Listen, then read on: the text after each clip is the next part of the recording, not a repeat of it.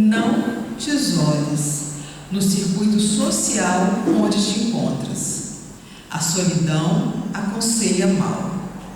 Quem se afasta do convívio familiar, do trabalho, da comunidade, perturba-se. A fuga do mundo gera distrofia da razão, apresentando uma visão desfocada a respeito das pessoas e das coisas. Os homens existem para viver em sociedade, ajudando-se reciprocamente e aprendendo uns com os outros. Na luta diária e na atividade humana, aferem-se os valores que se devem desenvolver e aprimorar. Eu convido todos a fechar os olhos por um breve instante, para a gente tentar reforçar a nossa sintonia com o mais alto, procurando sentir as vibrações desse Deus, Pai de amor, que tanto nos ama, que tanto nos protege, ao redor de nós, dentro de nós.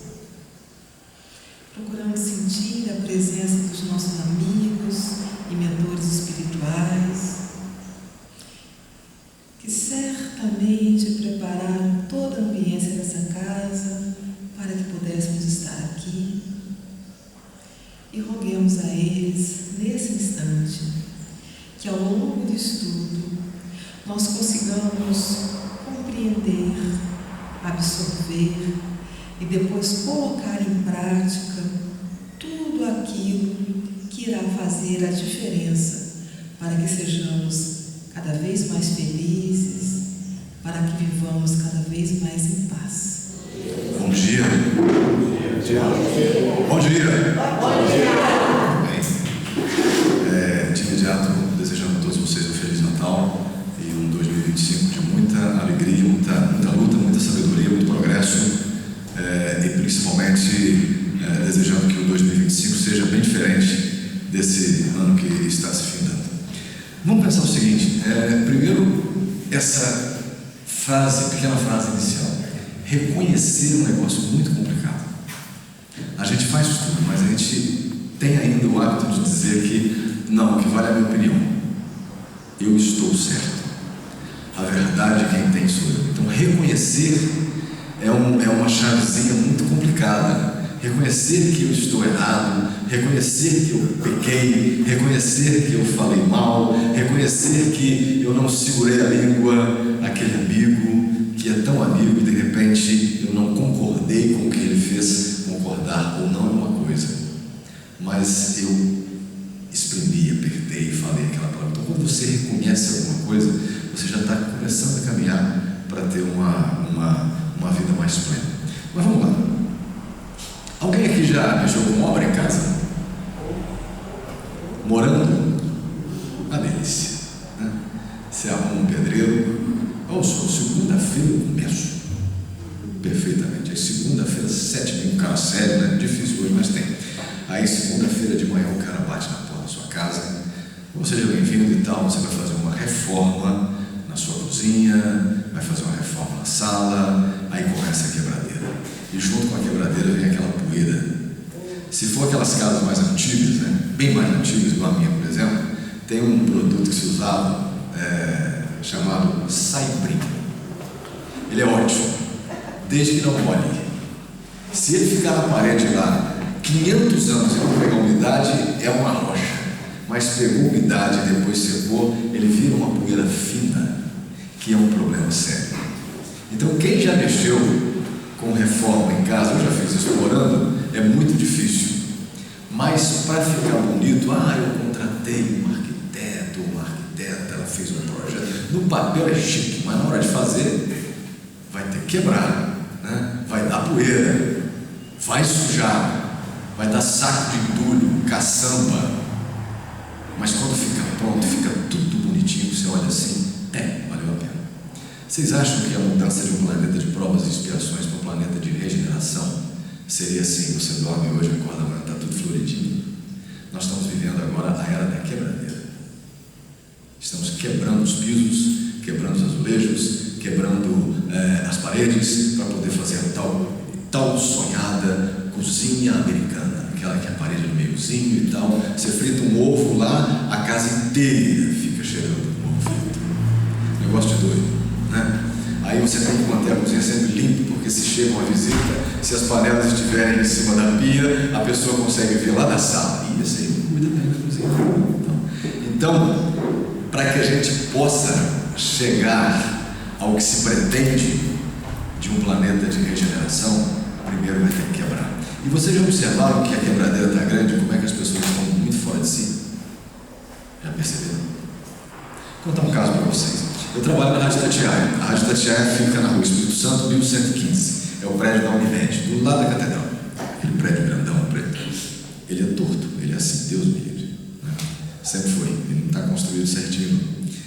E aí, eu saio dali, pego a Rio Branco, pego a Oscar Vidal, subo Santo Antônio e venho embora, porque eu moro na região nordeste de Juiz de Fora. Então eu prefiro passar por lá, que é mais rápido. Aí eu parei no sinal da Santo Antônio com o Espírito Santo. Aí parou um rapaz de moto do lado, só tínhamos eu e ele, mais ninguém. Sinal fechado. Aí de repente ele virou e falou assim: ó, você não vai avançar o sinal não, hein? Eu olhei assim: não, porque vocês têm mania de avançar sinal. Não pode parar no sinal que vocês avançam. Nunca vi isso. Aí eu percebi que ele estava meio noiado. Ele estava meio fora de uma normalidade. Porque é uma falta de respeito. Para no sinal, o sinal não abriu ainda, vocês avançam e tudo mais. Eu digo: amigo, você está falando comigo? Ele: tem que prestar atenção, vocês têm mania de avançar sinal. Eu falei assim: eu acho que não sou eu não, mas tudo bem. Então, as pessoas, elas estão realmente muito fora de si.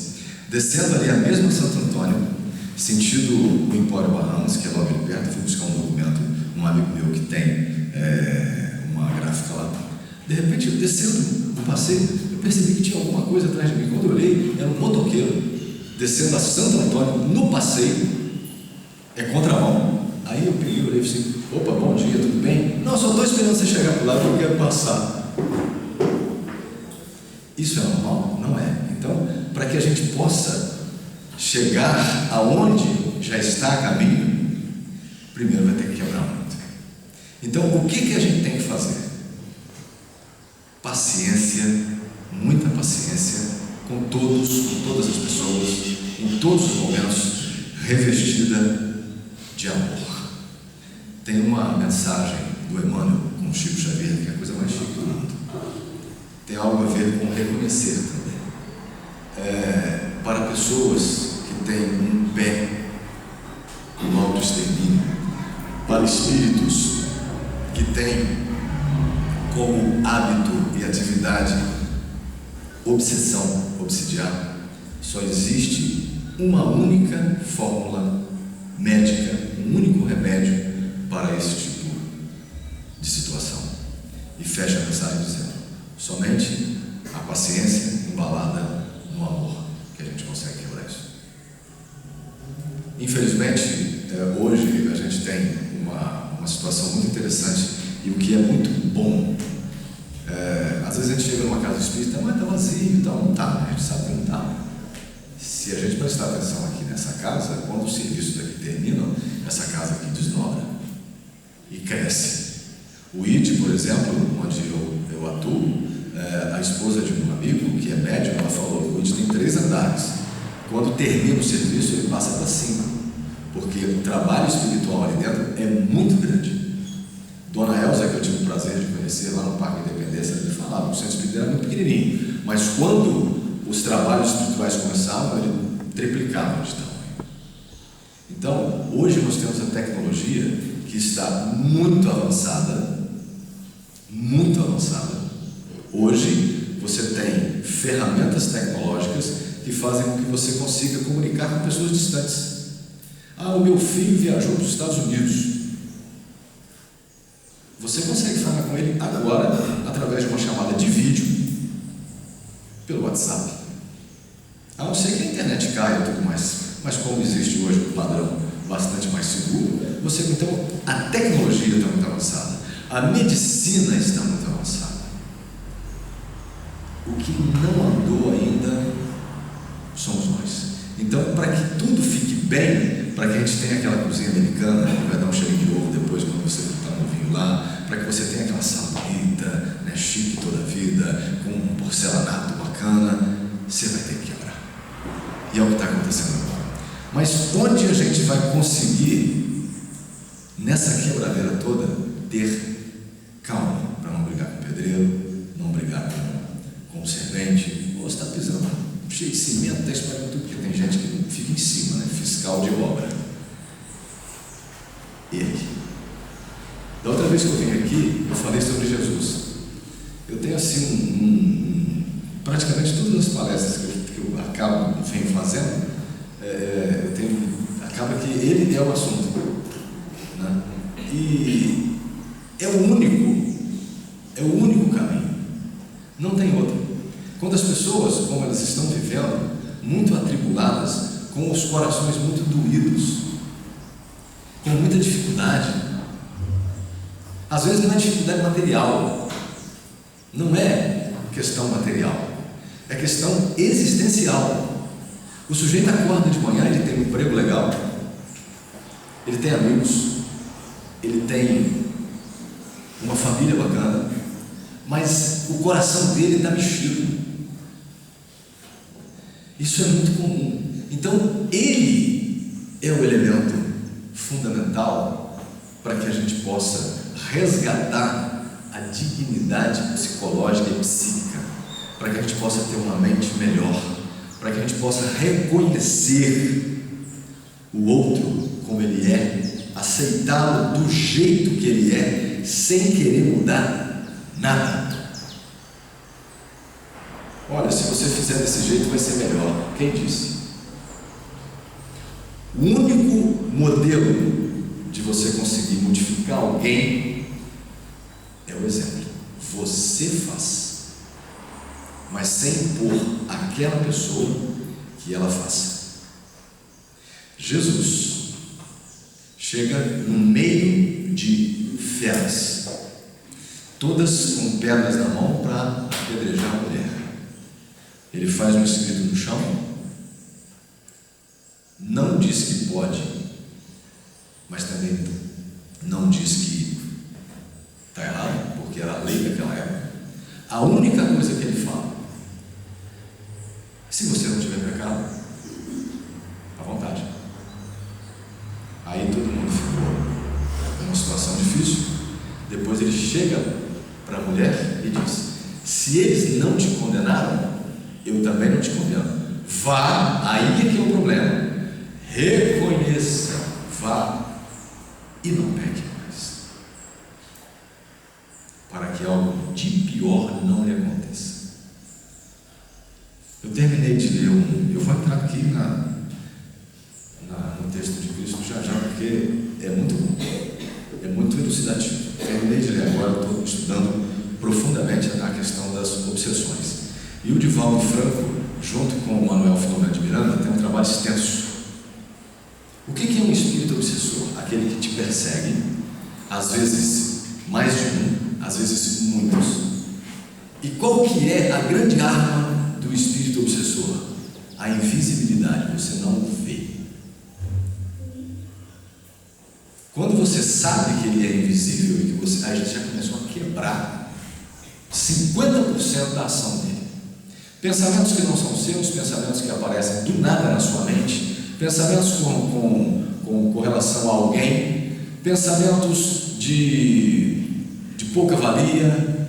Eu estou aqui agora, aí de repente, hoje é domingo, eu vou fazer um almoço legal, porque vem a minha sogra, vem meu cunhado, aí de repente aparece na sua cabeça: vai fazer comida para aquela velha para quê?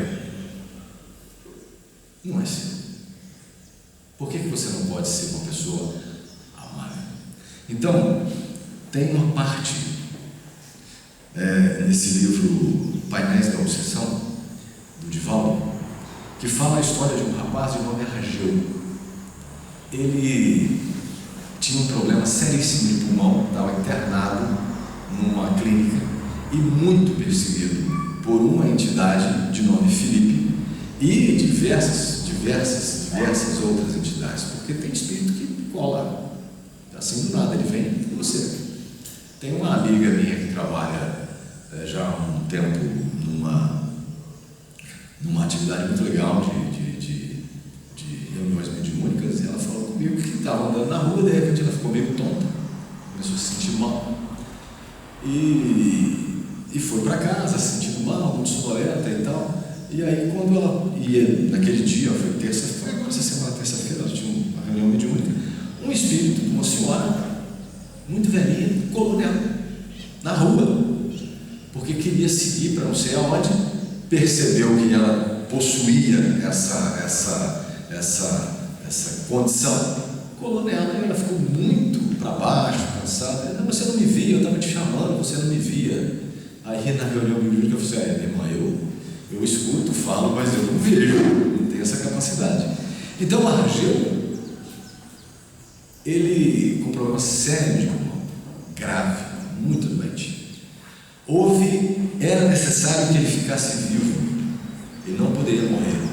Houve um movimento muito, mas muito severo da espiritualidade para que ele teve que passar por uma cirurgia, ele perdeu parte do pulmão, tiveram que retirar, e a equipe espiritual que o atendeu introduziu nele um medicamento que nunca tinha ouvido falar, uma medicação que é retirada da natureza, retirada dos eflúvios, ou seja, das energias de plantas, de forma muito forte, e ele ficou bom, ele começou a melhorar, saiu do hospital, mas aí ele não reconheceu o benefício que ele estava recebendo. Foi participar de um centro espírita, a esposa já atuava, ele foi junto, e lá ele começou a duvidar daquele movimento. É comum, é muito comum. Será que é isso mesmo? Será que existe isso mesmo? Será que existe espírito? Aqui está cheio, um monte, estou vendo vários aqui na minha frente, muitos, 1, 2, 3, 4, 5, 6, um monte, vários espíritos aqui, lá no fundo tem também. Então, ele começou a duvidar, começou a deixar de fazer o trabalho. O trabalho dele era atender as pessoas no centro espírita, recebê-los. Aí começou a achar chato, porque vinha gente muito pobre, ele começou a mexer com esse povo, não sei o que lá mais. O que aconteceu? Enquanto ele estava sob a proteção da equipe espiritual, eles conseguiram barrerar a chegada daquele espírito obsessor.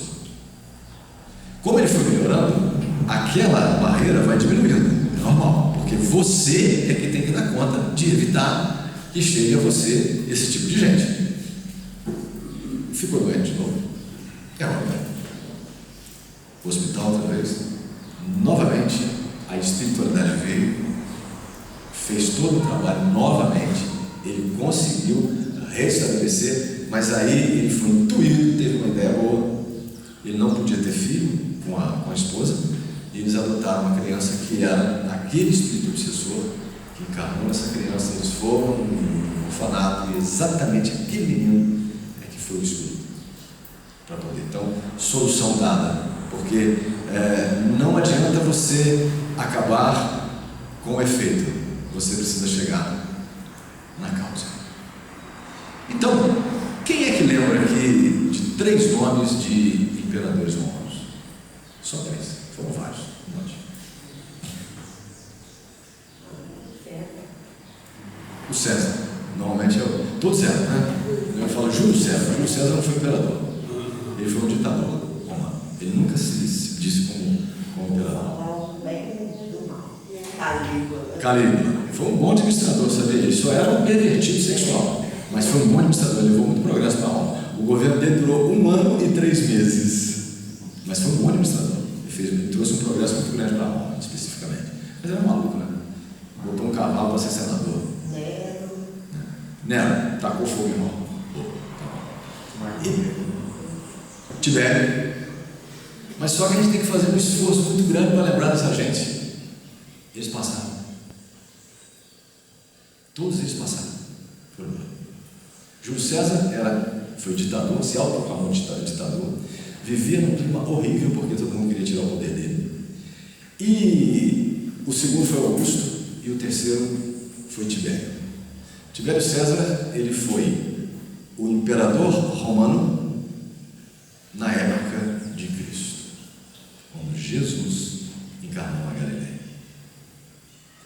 Tibério era um cidadão muito alto, ele era muito grande, tinha quase 2 metros de altura, só que ele tinha um problema seríssimo, ele ficou careca, normal, né? Não era filho, ele só tinha um pouquinho de cabelo aqui assim, e tinha uma vergonha daquilo, e aquilo desenvolveu nele também uma patologia na pele do rosto, começou a dar tipo umas espinhas, e foi dando umas úlceras, e ninguém dava jeito naquilo. E ele sempre usando umas máscaras para não aparecer. E aí descobre-se que na Galileia tinha um curandeiro. Aí ele pega, isso é história, viu, gente? É história mesmo, é grafado na história que aconteceu. Aí ele manda um cidadão lá, porque ele recebe 2 notícias. Primeiro, da existência desse curandeiro. E segundo, que na Galileia estava havendo um movimento de grande corrupção entre judeus e os romanos. Quem era o governador da Galileia? Pôncio Pilatos, que no início do governo dele até ele foi bom, mas ele se deixou corromper por causa do dinheiro.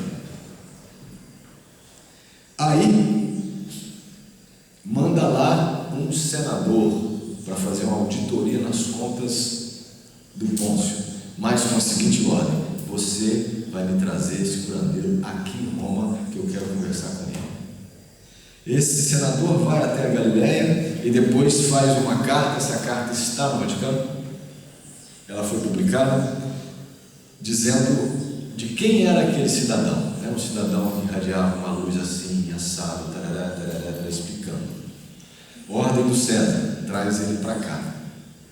Aí o besta do Pôncio Pilatos, corrupto já muito, vai e condena o curandeiro.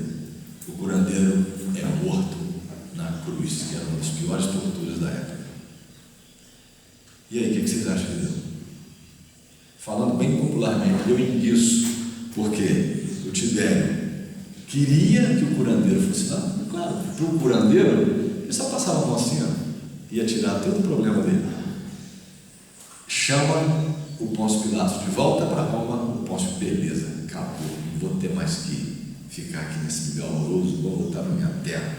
Quando ele desceu no porto de Roma, ele foi preso e foi levado para uma das piores cárceres de Roma, que era a tal de Marmetina, e por lá ele se matou, o que condenou Jesus. O Tibério ficou possesso. Primeiro que ele era o imperador, ele é que tinha o poder de mandar matar ou deixar viver, e não um subalterno. Está vendo o que faz?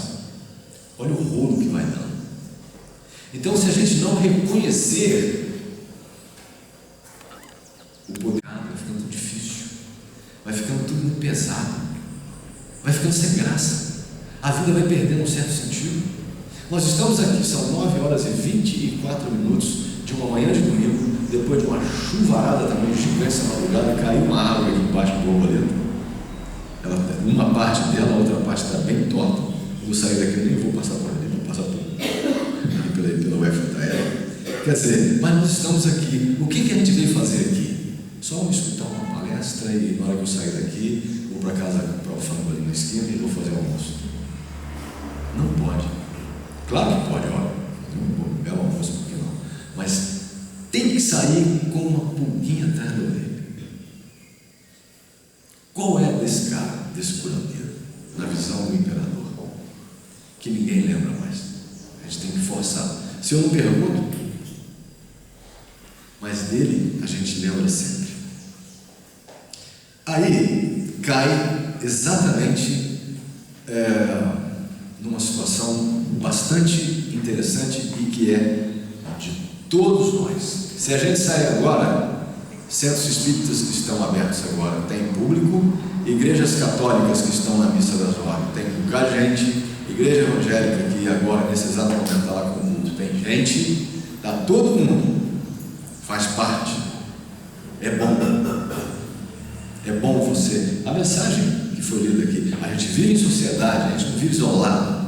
Ninguém aqui é misantropo, ou seja, aquela pessoa que quer ficar isolada. Tem hora que é bom você ficar um pouquinho fora, mas do modo geral a gente vive em sociedade, tem que estar junto, é ombro a ombro, senão a gente não estava aqui não. Vive para a terra para quê? Para ficar isolado? Para não fazer nada? Não quero ficar com ninguém? Isso aí não é legal. Para a cabeça, então, é complicado. As igrejas estão cheias, os centros espíritas têm muito público nesse exato momento, seja pessoas que agora não estão lá especificamente, mas estão assistindo uma palestra através da internet. Aí ele vai falar o seguinte: todos necessitamos de chamamento ao Evangelho. Todos atravessamos o período da fome de informações acerca do Cristo, até hoje. Você pode me falar quem é Jesus de verdade? Você tem substância com isso? Você pode me falar o que é o Cristo de verdade? Nós temos uma pálida ideia do que seja esse homem. Eu acabei de ler um texto agora, chama-se Maria de Nazaré, do Miramês. É um espírito que viveu no Brasil na época do segundo reinado de Dom Pedro II. Desencarnou e escreveu esse livro. É muito bom.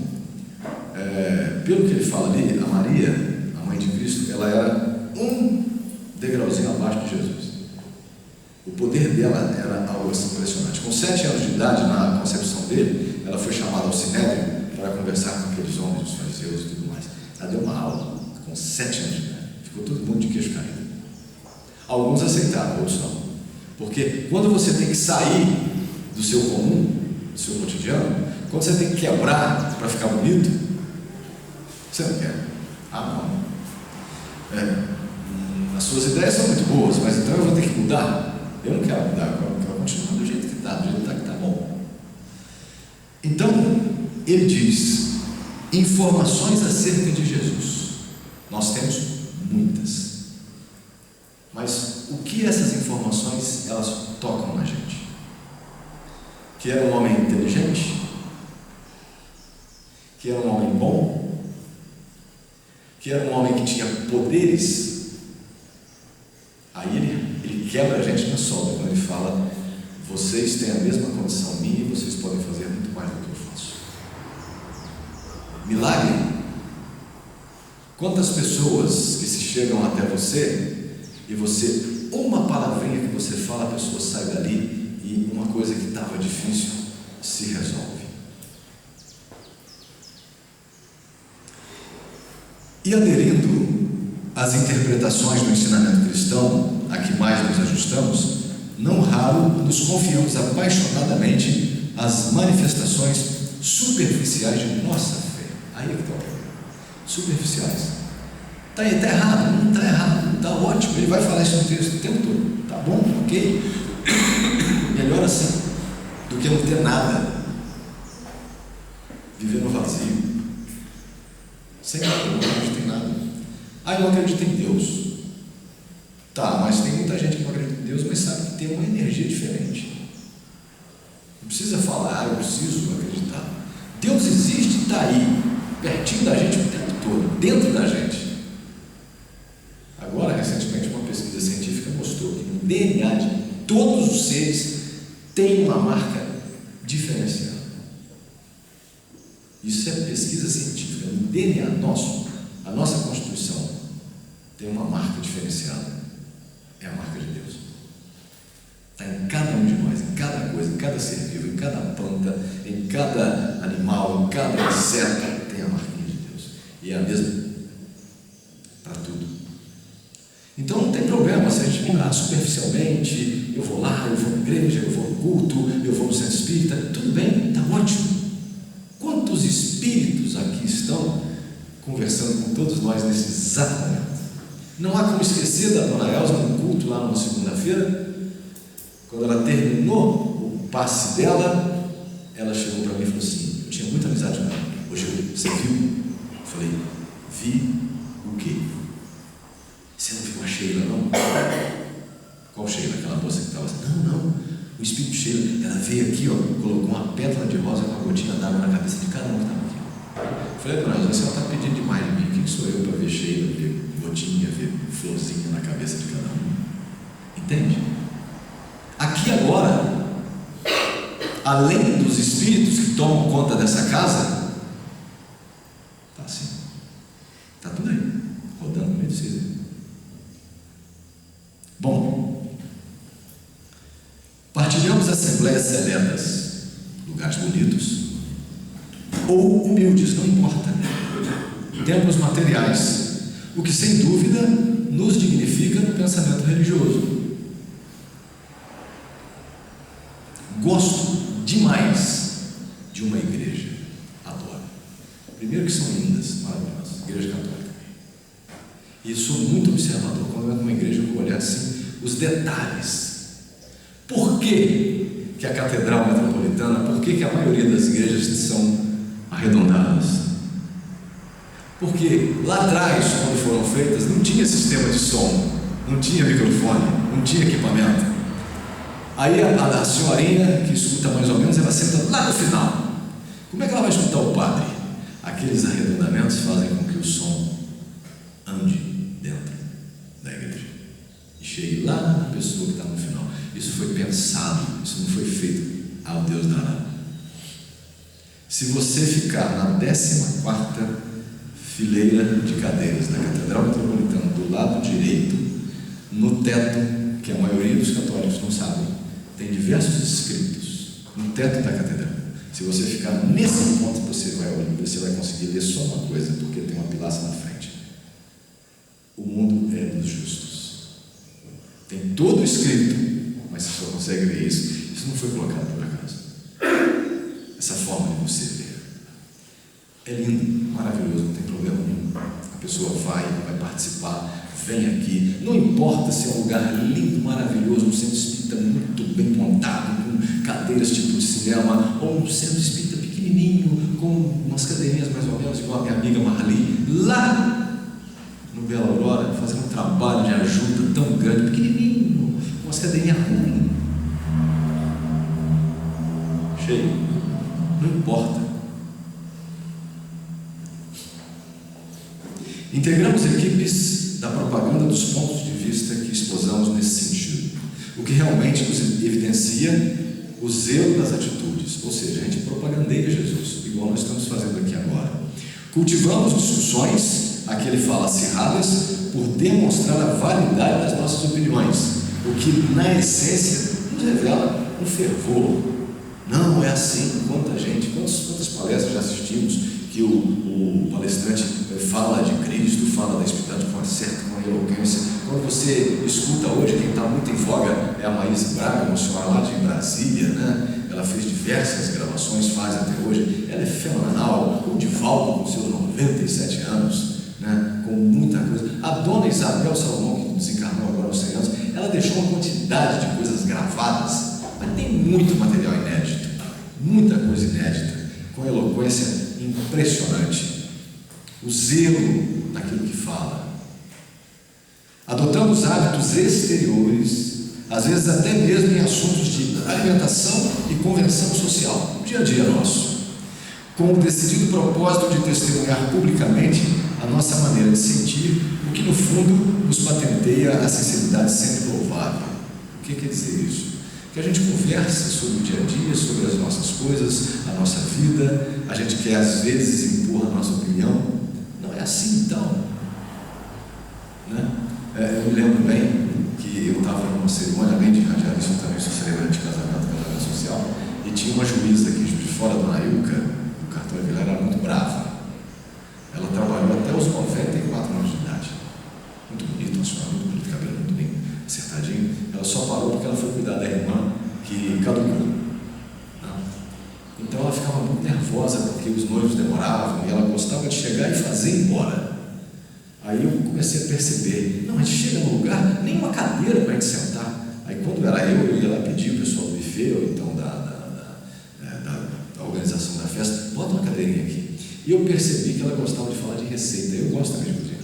Aí eu comecei a falar com ela de receita, ela me dava uma receita, não, se você fizer desse jeito é melhor. Eu falei, mas se eu fizer assim, e se eu colocar essa quantidade de tempero? Não, você está colocando muito sal, você vai botar muito isso e tal. Aí ia entretendo ela não ficava nervosa. Então, nessas conversas nossas do dia a dia, tudo bem, faz parte. Mas ele vai. Em muitas circunstâncias, oramos segundo fórmulas especiais. Obrigamos-nos a devoções particulares, formamos círculos de atividades afins, a isolar-nos dentro deles, ou carregamos dísticos, ou seja, distintivos, que nos especificam a confissão. As pessoas, tem muita gente que tem aquela necessidade de mostrar que está participando de alguma coisa. Tudo bem, tranquilo. Mas, por exemplo, uma oração de fórmula especial. O momento em que você faz um Pai Nosso, dividido em 3 partes. Pare e preste atenção no que esse contrato que Cristo nos apresentou para com o mais alto diz. Pai nosso que estás nos céus, santificado seja o seu nome. Venha a nós o vosso reino, você está pedindo. E aí eu vou parar aqui. Seja feita a tua vontade, assim na terra como nos céus. Para aqui. Você assinou um contrato tendo como intermediário Jesus, dizendo que assim seja feita a tua vontade. O pior é que, na maioria das vezes, seja feita a tua vontade de acordo com a minha. Deixa que Ele resolve. Aí vem todas as manifestações externas que lembrem o nome de Jesus e que se reportem de qualquer modo às missões do Cristo, são recursos preciosos. Sim, a gente está falando de Jesus aqui agora. Estamos falando de uma figura fenomenal, constituindo-se em sugestões edificantes para o caminho. Reconheçamos, porém, que a palavra do Evangelho é demasiado clara a proclamar a necessidade do Cristo em nossa vida, sentimento, ideia, ação e conduta, quanto afirma convincente. Aí o Paulo escrevendo para os Romanos. Mas se alguém não tem o Espírito de Cristo, esse tal não é dele. Aí você vai chegar em casa, vai ver tudo quebrado, vai olhar um pedreiro assim, vai falar: beleza, meu irmão, daqui a pouco está arrumadinho. Essa poeirinha aqui a gente passa um paninho nela aqui. Muito obrigado por estar aqui me ajudando a realizar o meu sonho. É bem material. Daqui a pouco eu vou ver aqui o piso que eu comprei, que eu gostei, está bonito toda a vida. Vou poder receber as pessoas na minha casa, elas vão chegar e vão entrar. Falar assim: nossa, sua casa ficou tão bonita. Você vai olhar para o motoqueiro que estava ali dizendo para não atravessar o sinal, olhar para ele e falar assim: que Deus te abençoe, que você consiga chegar aonde você tem que chegar, na paz. No pensamento você faz isso. Porque se o Espírito do Cristo não entrar em nós de verdade, você não consegue. Aí vai ser só o externo, conforme está no texto. Aí vem a palavra lá: reconheçamos, reconhecer que é agora, nessa quebradeira que a gente está vivendo para poder ficar bonito depois.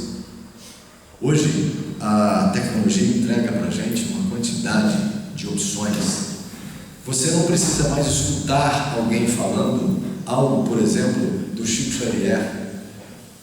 Você entra na internet, vai no YouTube, ou então acessa o portal Guardiões da Luz no Instagram. São pequenas partezinhas de 1 minuto, e aí você vai ter o próprio Chico Xavier falando.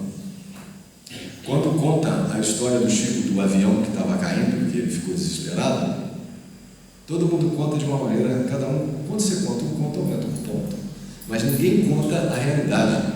O Chico contando, e isso está na internet, você chapa de rir, porque ele realmente ficou desesperado. Mesmo que o irmão chegasse para ele e falasse: irmão, se você tiver que morrer, morra decentemente. Ele olhou para o irmão e falou assim: eu não vou sentar aqui, ajoelhou e começou a rezar: Pai nosso que está, você me ajuda. E começou a berrar, porque ele não queria morrer. O próprio Chico conta isso. Ele, várias imagens, N imagens do Divaldo Franco falando coisas incríveis,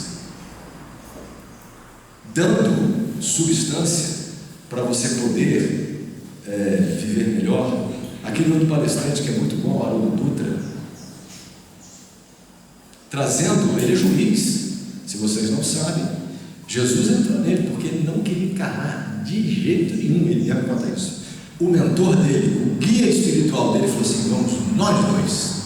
Aquele irmão gêmeo dele que morreu era o guia espiritual dele. Ele falou: eu vou contigo, sem carne, depois eu volto, porque eu não vou ficar lá não. A gente olha nessa. Eu volto, que eu quero puxar o carro. Entende? O próprio fala. Então nós temos hoje essa oportunidade. Ah, mas eu não tenho tempo. Tem sim. Deixa que o Espírito de Jesus entre de fato na sua vida, no seu coração, porque aí você vai ver aquele parente difícil, você vai ver aquela pessoa complicada, numa situação muito delicada, e você, ao invés de criticar, ao invés de colocar mais gasolina no fogo, você vai ser uma pessoa que vai ser, não que você vai aceitar tudo, não é isso. Jesus não aceitou tudo. Jesus, ele não ficou de mãozinha dada com todo mundo, ele deu um caminho. Você pega o livro Primícias do Reino, tem uma parte lá que me chamou muita atenção. A Maria Amélia, ela conta que aquele que Cristo curou e o cara voltou a andar, naquele dia Jesus estava chorando. Pedro chega nele e pergunta: mestre, está chorando de alegria? Ele: não, de tristeza. Mas por que nós fizemos tantas coisas hoje? Aí Cristo disse: sabe aquele que voltou a andar? Ele, nesse momento, ele está num ambiente cercado de vários espíritos muito ruins, propagandeando aquilo que aconteceu com ele. Era para o cara voltar para casa, refletir: nossa, ganhei um dom. Ninguém quer ficar doente, ninguém quer. Duvido aqui que tem alguém: não, eu quero sair daqui agora e quero pegar uma gripe, daquela bem forte, acordar mais com o corpo ruim, febre, né? Espirrando, passando mal danado, peito cheio, né? Eu quero sair daqui, eu quero quebrar uma perna, pegar um SAMU, dar para o HPS, ficar um domingo inteiro. Ninguém quer isso. Aí você cura, você consegue reverter o quadro. Quantas pessoas que entram num CTI desacreditados e conseguem sair bem, com a saúde restabelecida. A saúde nada mais é do que um empréstimo que Deus nos faz, confiando na gente. E a gente vai dar conta bem disso. Entende? Aí ninguém quer ficar doente. Aí fica e consegue sarar. Você foi presenteado com um dom. Então é hora de reconhecer que você precisa deixar que esse camarada que a gente não conhece bem, o curandeiro na ideia do imperador Tibério, que esse cara tem que fazer parte da nossa vida. Começa hoje, devagarzinho, não precisa correr. Deus não está esperando que a gente melhore de um dia para o outro. Quem dera, seria ótimo. Mas cada pequena ação, cada pequeno movimento que você faz para poder acariciar uma pessoa, ser grato, ter um pouquinho mais de controle. Meus amigos, para encerrar, estava passando por um momento, testemunho, um momento bastante delicado com a minha mãe, que já desencarnou, acamada, esqueceu de andar, já estava com um grau demencial bastante elevado, e quem tem esse tipo de situação em casa sabe que não é fácil, né? Mas a gente tem que cuidar. Saindo para ir trabalhar por volta de umas 15 para 6h30 da manhã, 6h20, um pouquinho antes, 6h20, saí mais cedo. Eu passei ali perto do Museu Mariano Procópio, o trem estava vindo. Aí eu peguei, passei por dentro, para Sagacís, e lá na frente, onde você sai, já na boca do mergulhão, eu atropelei um homem. A situação estava muito difícil, estava muito tenso, com aquele tudo, aquela situação muito complicada dentro de casa. O camarada atravessou e eu peguei, bateu no capô, caiu lá, ficou a cara toda, mas foi um negócio. Aí eu parei o carro de si, fui, o levantei, falei: amigo, como você está? Ele, oi, começou a querer chutar o carro, ficar bravo. Calma, eu vou te dar todo o suporte, calma.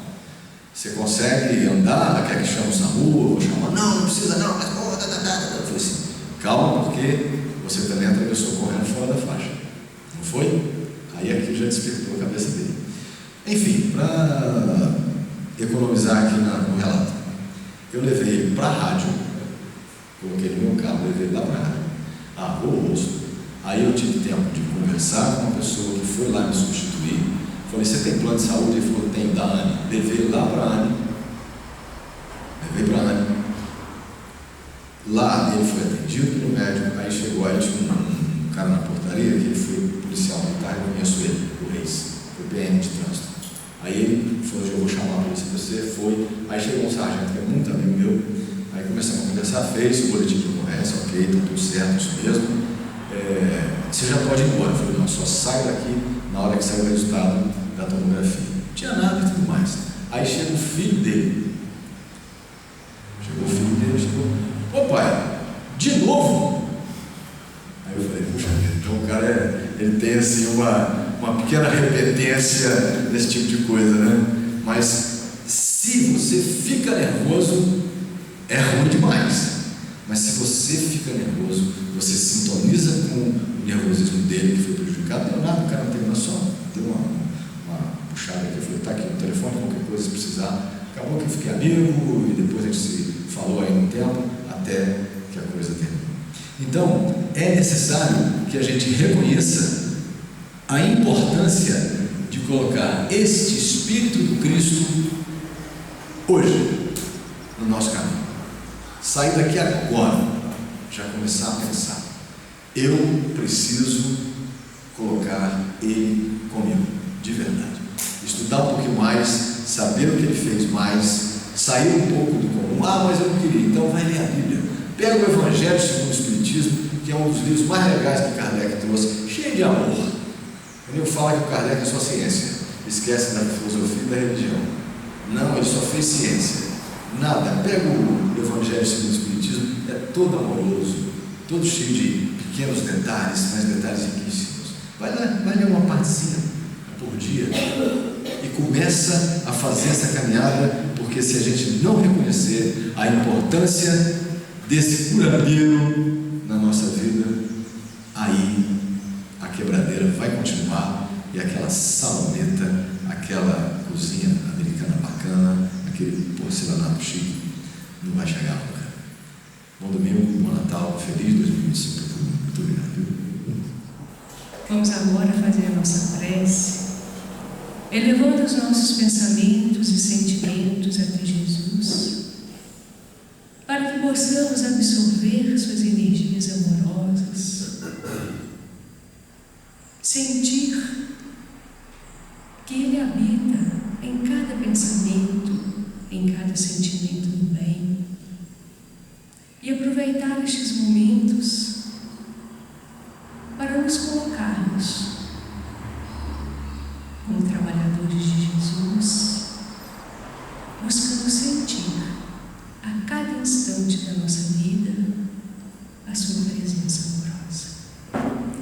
Ampara e proteja o Senhor todos os nossos irmãos encarnados e desencarnados, que passam pelas dores, pelos sofrimentos, que eles possam receber e perceber que carregam dentro de si a luz que nunca se apaga, conforme o próprio Mestre nos diz: vós sois luz.